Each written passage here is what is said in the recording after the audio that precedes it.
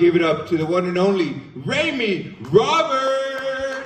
How's it going, guys? For the record, my cock was the one that made Berto realize he was over COVID.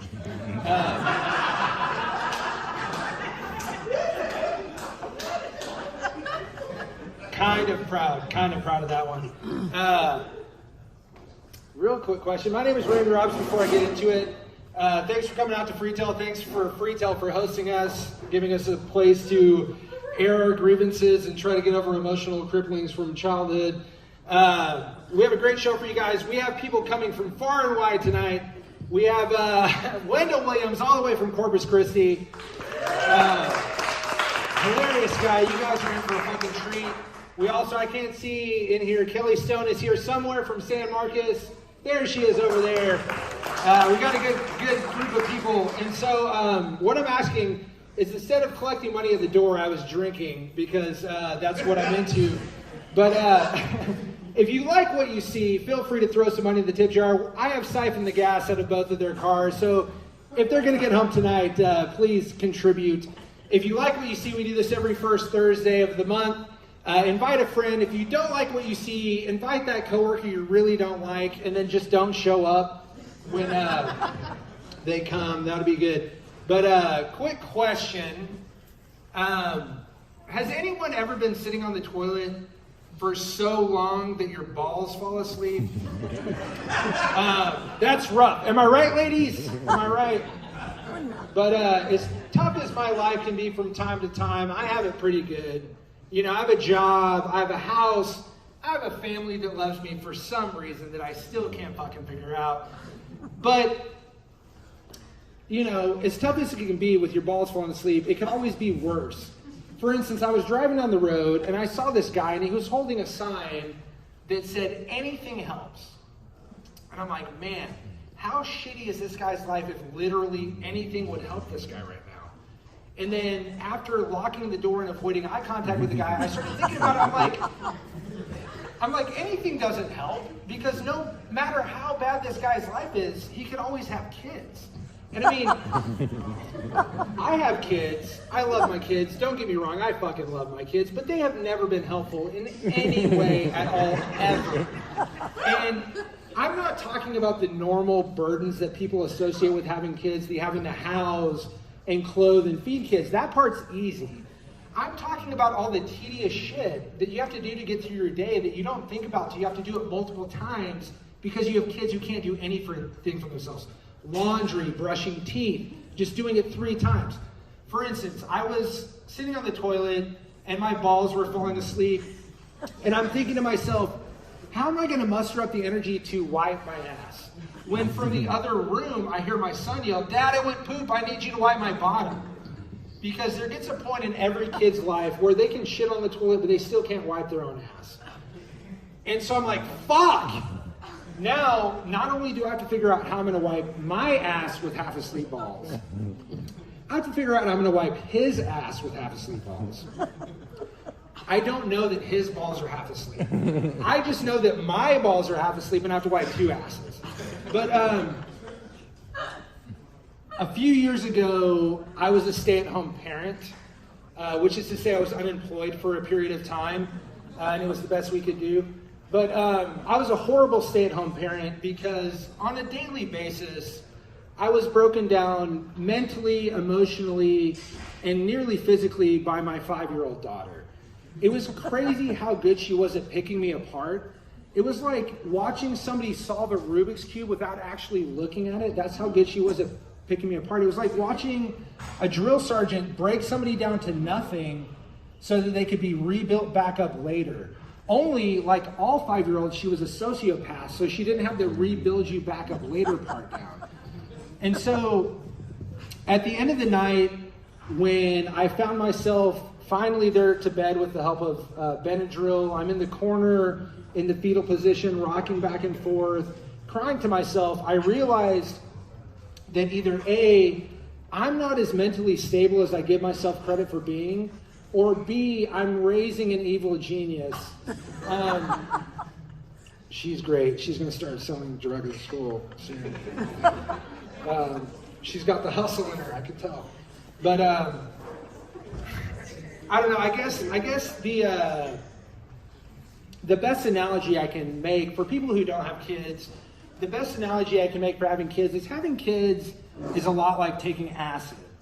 In the sense that I have personally taken more than my fair share of acid, and I don't regret it, but I would never recommend it to another human being.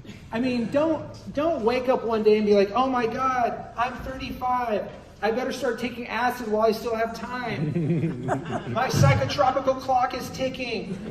You would never fucking do that, but people do that shit with kids all the time. It's fucking ridiculous. And unlike an acid nightmare that will end in about 12 hours, kids last a fucking lifetime, dude. This is But actually, I don't know, honestly though, that's not the greatest analogy because I would highly recommend taking acid if you have not. It's fucking amazing. But I don't know, I don't mean to shit on my kids. My kids, they're fucking adorable. They're like Gerber babies gone wrong. They're fucking so adorable. And not like everyone thinks their kids are fucking cute, but they're actually ugly as shit. I mean, ugly people have to come from somewhere. They don't magically fucking turn ugly, you know?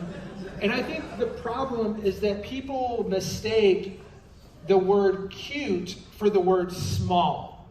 And if you don't believe me, next time somebody says, oh, look how cute, replace the word cute with the word small and see if it doesn't become a more accurate statement. Like, for instance, oh, look how cute that chihuahua. Or, oh, your dick is so fucking cute. Fall down into the things I've actually heard in my life.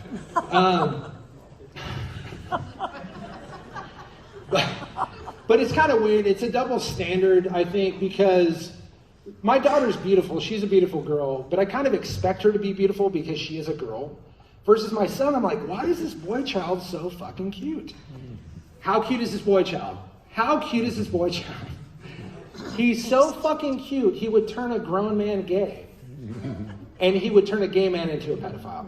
And that joke is about inclusion. That joke is about inclusion because it's a common misconception that pedophiles are gay. I'm just saying.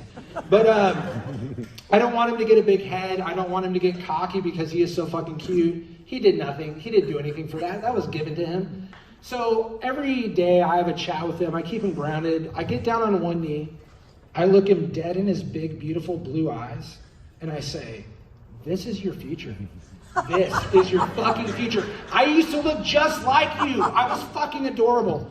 Enjoy it while it lasts. That's all I'm saying. But now my kids are getting older. And so you'd think, you know, your kids are getting older. It should get easier, but it doesn't get fucking easier. Traumatic experience recently. My wife comes into the room, white as a ghost. I'm just like, what's wrong? And she's like, I just went to take Ada, my daughter. She just turned 12. I went to take her a towel, and I saw her in the bathroom. She has pubic hair. And I'm like, oh, God. I was like, well, you know, that's a little young, but, you know, that happens. That's okay. And I'm thinking, like, a couple wispy pubic hairs. We can deal with that. A couple days later, I'm sitting at the breakfast table, like, all right, Ada, come on, it's time for breakfast. I made fresh food. She's like, I don't give a fuck. So she comes staggering out of her room, you know, half asleep, and not wearing any fucking pants, just a shirt. And she comes up to me, and I'm like, Jesus fucking Christ, dude. My wife did not prepare me for what I was about to see. I'm thinking a couple wispy pubic hairs. She looks like she had buckwheat in a leg lock. I'm like, holy fucking shit. I was like, how did this happen? And I'm like, whoa, hold on, Pooh Bear. This ain't the 100-acre woods. Go put some fucking pants on.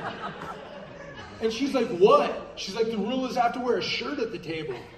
Let me back up. So we got tired of our kids showing up for dinner, just not wearing a shirt. They're just...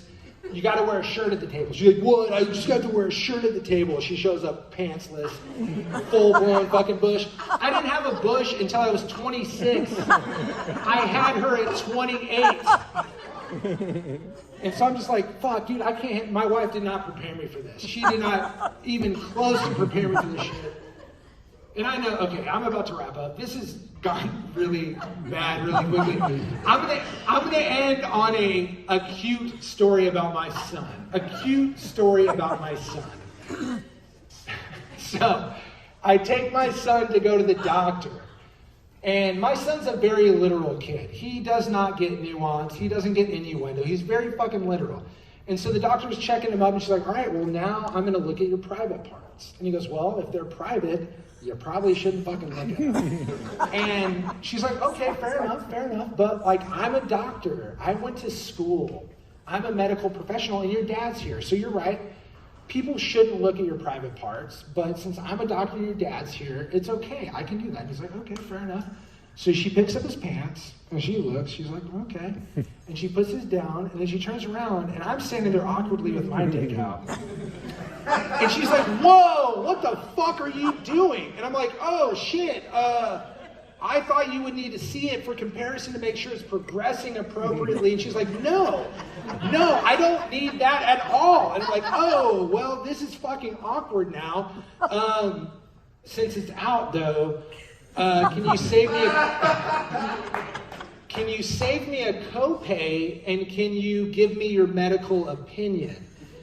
And she goes, my medical opinion is, if I had a dick that looked like that, I would change my name to Elliot Page and update my credits on Netflix. All right, guys, well, thanks a lot. Wasn't that story about my son adorable? My name Ramey Roberts. Again, this is Almost Human Comedy. We do this once a month on the first Thursday of every month. Feel free to come out.